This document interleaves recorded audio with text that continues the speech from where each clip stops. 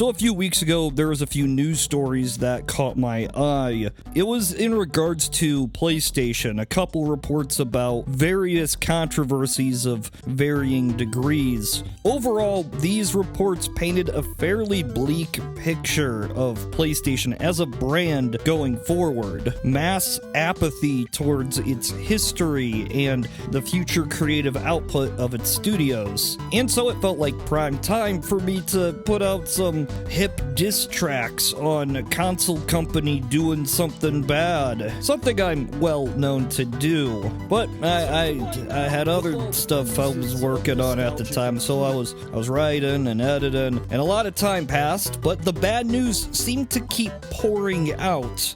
And so now that I didn't have anything to work on, I decided to compile the juicy content that I needed to make a video. And with the vicious stroke of key, I wrote a masterpiece of biting critique for when good companies go bad. But then, it kind of fell apart, honestly. Some of the controversial decisions were reversed, some reports that were deemed factual at the time were seemingly disproven, and put this whole video in jeopardy. Now, frankly, the PlayStation did good, and that's a good thing. But it doesn't bode well for a video about PlayStation doing bad. First off, much of this started with backwards compatibility and PlayStation Network closing down. The PS5 doesn't support PS1, PS2, or PS Triple games, not natively at least.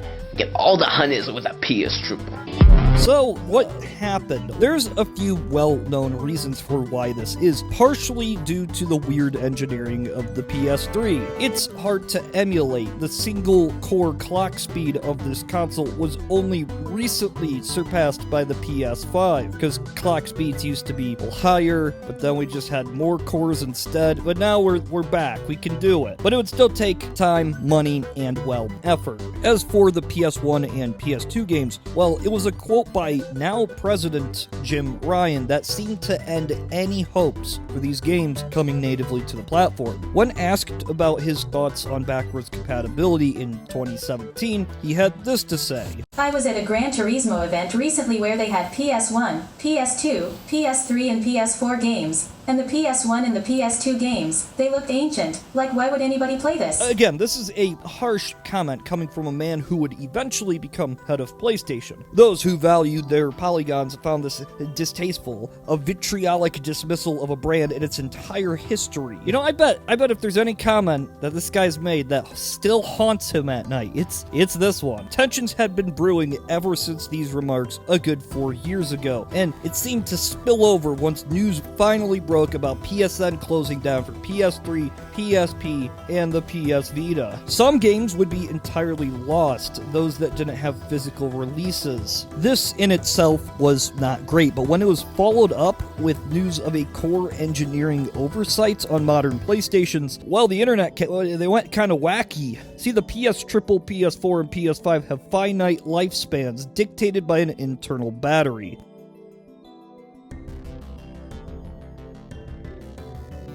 Preservation efforts went into overdrive, ensuring that lost media would be minimized. And people, they were pissed. People were upset by Sony's seeming arrogance, and I, the cocky bastard I am, felt vindicated in my theories. Of course, PlayStation would fall from grace every time a console sells well. The next generation, well, they're dumb, they're stupid, they do stupid things. 2 jobs? How about no jobs and no PlayStation? Fuck you.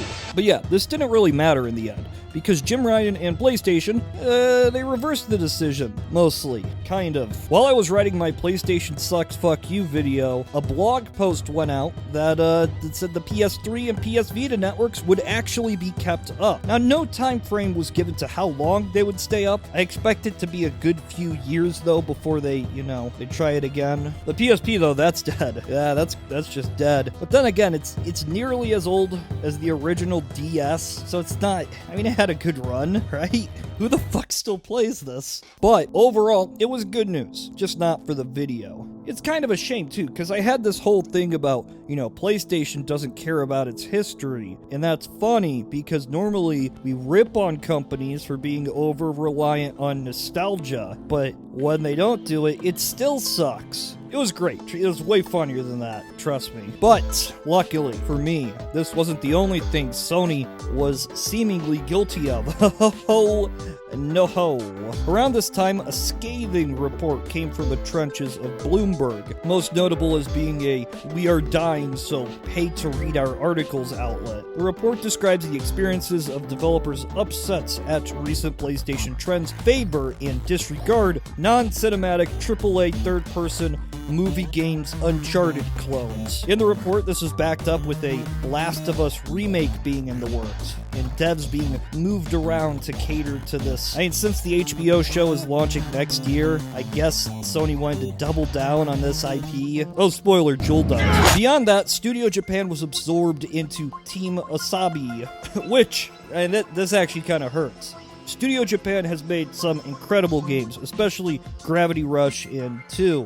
Seeing the dev fall apart like this was crushing. In the report, it stated this in regards to Sony's position on game development. The company has informed developers that it no longer wants to produce smaller games that are only successful in Japan. Now, my interpretation of this is that when it says only successful in Japan, it's kind of code for not Uncharted. Part of this was backed up by the fact that it seems like Sony wants to make movies or TV shows or other media of all of their properties. Now, to me, and many others, this felt like Sony's admission of guilt in a way. Its goal to be the homogenous movie game publisher was finally out there in the public, no longer a conspiracy theory. And as clean-cut as this report seemed, that Sony didn't want to take chances, that they were done making anything wacky. As much as I believe that, and as much as it fed into my preconceived narrative, it was kind of proven false as I was writing the video.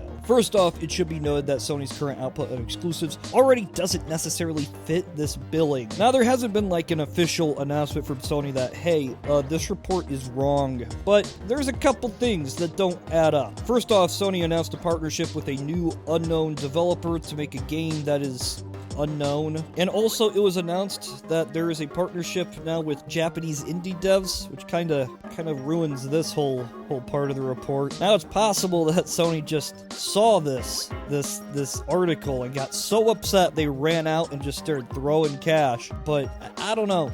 I don't think they do that. But also, I remember the guy who wrote the Bloomberg report. One Jason Schreier, a reporter who he'll report things that are sometimes true or sometimes dismissed and proven false. And if you think